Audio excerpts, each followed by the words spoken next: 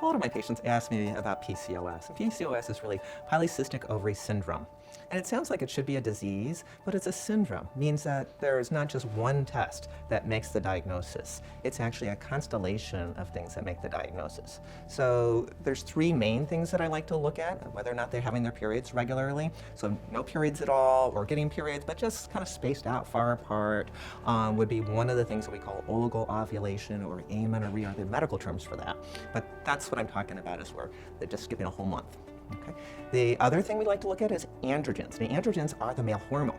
And why would a woman have male hormone? Well, we do. We make male hormones. How do we see that? How does that manifest? Well, it manifests as acne. We all remember going through puberty, but women who have PCO will often have acne, or they'll have hair growth in a male pattern, like on the upper lip or the sideburn areas, or on the chest or the abdomen.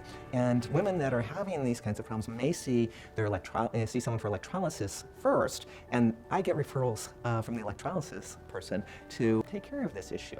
So we'll look for those two things for the clinical manifestations, but there's also laboratory manifestations. So we can look in the blood for these hormones that are being made, and if they're elevated, then we can be more worried about it. And certain ethnicities will have elevated androgens, and they may not have the physical manifestations. So those are two key factors. And then the third one is looking at the ovaries. We call it polycystic ovary morphology, is the medical term, but what my patients hear is cysts. And once they hear ovarian cysts, guess what? That usually is what drives people to the office. I got these cysts. Is it worrisome? Do I have to, what's going on with those? Is this cancer? Is there something that will be a problem? And I always like to reassure my patients that they're not cysts. It's really a bad medical term to call them cysts. They're a fluid-filled sphere that has an egg in it. So the fluid-filled sphere is a cyst, but when it has an egg in it, it's a follicle. And these are not big cysts. These are little teeny follicles, which means that they have more eggs. So people who have polycystic ovary morphology have more eggs than somebody else. So those are three different criteria that I mentioned that we use to make the diagnosis, but you only need 2 out of those 3 to get the diagnosis of PCO. And then we have to rule out other things that could look like that. So things that could look like that would be thyroid disease, or somebody who is a problem with obesity. That's how we get the diagnosis of PCO. 2 out of those 3, and a lot of people will even argue about that, saying that you really need both the ovarian part and the, so the ovarian meaning the irregular ovulation or no ovulation, and the androgen part, and disregard the ultrasound piece. Well, of course, if you have those, you have the diagnosis. But there are people who don't have one of those and have a PCO morphology. And we just want to be careful that those aren't diagnosed too early, because an adolescent will have a lot more eggs than somebody who's older. Polycystic ovary syndrome can manifest as infertility. So couples who are trying to get pregnant aren't getting their periods regularly. They're probably not ovulating regularly. So that's very common in patients who have PCOS. Now, what about the flip of that? So how many patients have infertility and we find out they do have PCO? We get those too, so it goes both ways. So of the reproductive age women, the most common endocrinopathy or endocrine disease is PCOS, or polycystic ovary syndrome. A patient asked me this yesterday: can I get pregnant with PCOS on my own? Well, yes and no. If a patient has oligo-ovulation, where they're getting ovulations every now and then, absolutely. So how are we going to tell when she's pregnant or not? You may not know if she's not getting her periods every month and just ovulates out of the blue and gets pregnant on that month. Then what's going to be important for us to look at the pregnancy hormone and the ultrasound to figure out when it really happened. So yes, patients who ovulate irregularly can certainly get pregnant on their own. Now, some patients with PCOS don't ovulate at all. Well, if they're not ovulating and releasing an egg, they're not going to get pregnant. And then there are others that ovulate a lot more frequently. So it's one of those things where a patient comes to an infertility specialist like myself.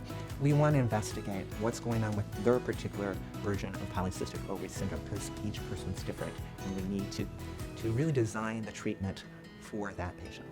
So patients asking me what the best treatment is for infertility, and she has a diagnosis of PCOS, or polycystic ovary syndrome. The first thing we want to do is find out if she's ovulating or not. And if she's not ovulating, most of these patients will respond to an oral fertility medication. And from recent clinical trials, we found that the oral medication called letrozole works better than one called Clomid. Now, patients hear these terms of Clomid and letrozole in the media or on Google or wherever they're looking, and may not know exactly how they work. But they're basically a way to fake out the body into thinking it's not making enough estrogen. And then that triggers their own axis to start working. But letrozole was found to be able to make 1 or 2 eggs ovulate at a time. And then we help get the sperm to the right place if they need some help with that. And then the chance that they do ovulate with this is about 60%. So it happens for a lot of patients. And after a few months of using this kind of treatment, we're going to maximize the number that have gotten pregnant, that will get pregnant on this medication. So about 80% of couples that have polycystic ovary syndrome will get pregnant within the first 3 to 4 cycles. So it can be very reassuring treatment for patients. So polycystic ovary syndrome doesn't really have a cure. Patients ask me about this, but it's a lifelong problem. Now, I do have the few patients that might have PCO initially, have a baby, and then all of a sudden their periods start becoming more regular. We do see that occasionally. We don't always understand why that happens, but we're happy it does. The other thing that we get worried about with PCO, since it is a lifelong disease, is that there are other medical problems that we need to be making patients aware of. Are they at risk for diabetes? Because PCO patients are at higher risk for diabetes, so it's a good idea to get a diabetes test periodically.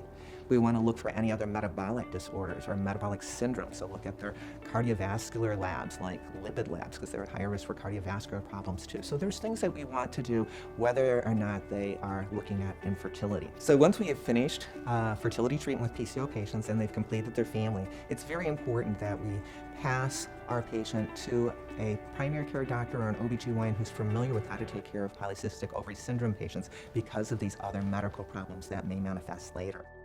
One of the things I really like to reassure my patients about with polycystic ovary syndrome, because many of them get very anxious about it and get depressed about having a disease of polycystic ovary syndrome, but I like to reassure my patients that it's not the end of the world. If I had one disease that I could choose to have with infertility, it would probably be PCO. Now, why would I say that? I say that because a PCO patient tends to have more eggs. And if I could have more eggs and I can move forward with either an oral medication or going on to IVF, I'm going to have a higher likelihood of being successful. So I like to reassure my patients that most of the time we are going to be very successful at getting them pregnant and creating the family that they're looking for. And sometimes we do have to go to IVF, but even with IVF, the outcomes are outstanding for PCO patients. So don't be afraid. Make sure that you seek the help that you need, and we will work with you.